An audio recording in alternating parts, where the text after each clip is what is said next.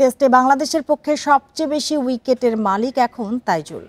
সাকিবের 246 উইকেট ছাড়িয়ে গেছেন তিনি। 57তম টেস্টে এসে এমন সাফল্য তার। তাইজুলের ঘূর্ণিতেই ঢাকা টেস্টে আইরিশদের বিপক্ষে জয়ের পথে রয়েছে বাংলাদেশ। বাংলাদেশের টেস্ট ক্রিকেটে এখন নিয়মিত মুখ তাইজুল ইসলাম, তবে ক্যারিয়ারের শুরুটা এমন ছিল না তার। সাকিব আল হাসানের ছায়ায় ঢাকা পড়েছিলেন দীর্ঘকাল।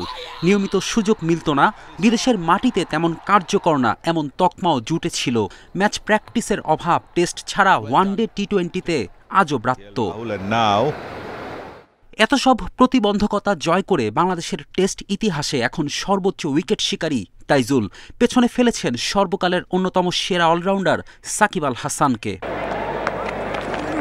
দেশের হয়ে টেস্টে সাকিবের সর্বোচ্চ 246 উইকেটের রেকর্ড ছুঁয়েছিলেন ঢাকা টেস্টের তৃতীয় দিনই। চতুর্থ দিন এসে শুধু সাকিবকে ছাড়িয়ে যাননি, 250 উইকেটের মাইলফলক স্পর্শের অপেক্ষায়, যে জন্য দরকার আর মাত্র একটি উইকেট।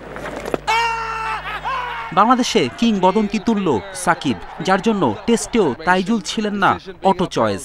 অথচ পরিসংখ্যানের পাতায় তাকালে দেখা যায় সাকিবের চেয়ে পিছিয়ে ছিলেন না তাইজুল। সাদা পোশাকে দেশের হয়ে লড়েছেন সমানে সমান, উইকেট তুলেছেন পাল্লা দিয়ে। তাইজুল ইসলাম এখানেই থামতে চান না, স্বপ্ন দেখেন 700 উইকেটের। যে নিবেদন নিয়ে খেলেন তাইজুল, তাতে স্বপ্নটা বড় দেখতেই পারেন তিনি। ফেরদৌস ইসলাম, ইন্ডিপেন্ডেন্ট নিউজ।